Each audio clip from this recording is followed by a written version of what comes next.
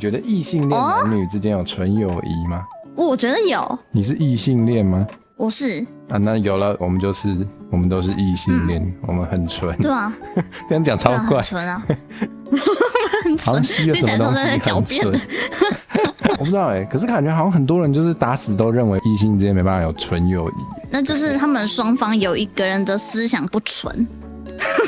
我觉得有道理，因为我觉得我们人都难免的会以己度人，就是你会揣测别人怎么做，其实通常是因为你自己也会这么做。所以如果有一些人他打死不相信异性恋男女之间有纯友谊的话，那可能是他没办法，他就会以为大家都没办法。也没有要歧视，但我知道应该有一些人是真的没办法。恋爱脑，有人说可能是因为恋爱脑，我觉得也有道理。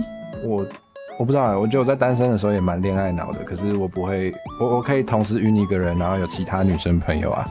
我觉得这一点好像对很多男性异性恋来说很困难真的吗？就是只晕一个人这件事。那我帮不了自己加油。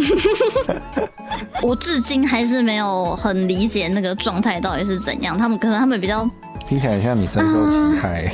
真是深受其害真的真的啊。不知道，我帮他们找了很多理由啦，其中一个我帮他们掰出来的理由，就是因为男生通常哈，不是指全部，就是通常男生都比较心思没有那么细腻，所以他们可能没有办法很敏锐的察觉到一些细微的情感，所以呢，他今天可能假设他对 A B C D E 女 A 女 B 女 C 女对，可能他都觉得大家都还不错啊，大家都挺好的啊，就他可能也不是有意的，你知道吗？他不是像那种乙女游戏，就是在累积那个好感度条，他就是很自然的，他不是有意识的在经营这么多段感情，他只是就是正常的在经营他的友情，然后只是刚好就是有些人他可能好感度条跑得比较快，刚好到了那个界限了，刚好先抵达那条线，然后就好，那我选这一个这样。我觉得你刚刚说到一个点，我蛮有想法的，就是你说可能蛮多男生没办法察觉到比较细微的感情，我觉得这可能跟社会普遍给男性的期望以及就是整个教育都有关系吧，因为传统性别框架下就是会觉得男生不需要那么的擅长发掘细微的感情，这个也不是广大男性不完全是他们自己愿意的。我觉得有时候，因为我自己我觉得我也经历过类似这样的阶段，就是我觉得作为一个男生，也包含察觉别人的感情跟察觉自己细微的感情都是有点困难的。然后我觉得其实也没有不行啦，因为你也没有真的给谁承诺你要一次晕很多个人，你也没伤害谁，其实也没关系。对，但是就是这一点最让人生气，你知道吗？如果你让人家觉得你有对他有意思的话，你还同时对很多个人这样，可能会让蛮多人会觉得不舒服或是受伤吧。对，我觉得这个就变成是一个尊重问题。你今天好，你要同时多看几个人，那当然没有问题啊，就多看看嘛，去选一个最适合自己的嘛。但是你如果对 A B C D E 都发出一个就是好感的信号之类的，你不要帮5个人都买早餐，然后每天早上都跑去5个人的那个家楼下啦，不要这样。对啊，就是一次传给5个人早安这样子。我还可以直接分享转传，你以为是长辈传早安图吗？真的，先传一个，然后长按分享这样。太无情了。你有被当兄弟吗？我吗？对啊。我有被当兄弟吗？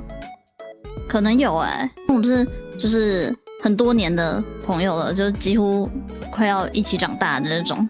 哇，这感觉就是那种有一个词叫什么 friend zone 吗？就是对，已经被归类在朋友了，就不太可能变成别种关系。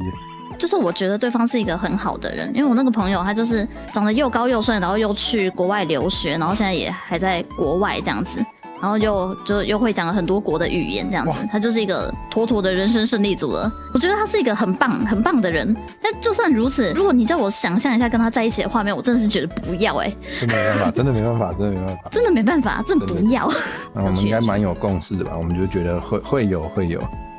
有啊，怎么会没有？对啊，如果没有，就是你思想不纯啊，好不好？就只是这样子而已啊，不纯也没有不好。对，也没有不好。对，那其实对于这个问题，我还有一个大绝招，就是如果你相信忘年之交的话，我们这个话题就可以结束了。你想想嘛，你能不能跟你阿嬷当朋友？其实像我是我不知道啦，长辈都蛮喜欢跟我讲话的，所以就是包含之前在打工的时候，就会有一些阿桑这样讲对吗？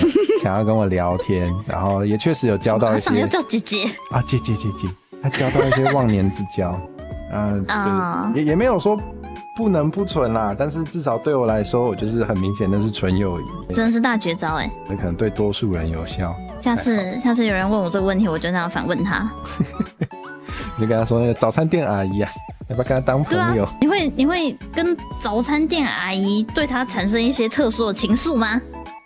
也没有不行，但是他对也没有不行，但是你想象一下，可能有老公啦，不要这样啦。啊，对，确实。对。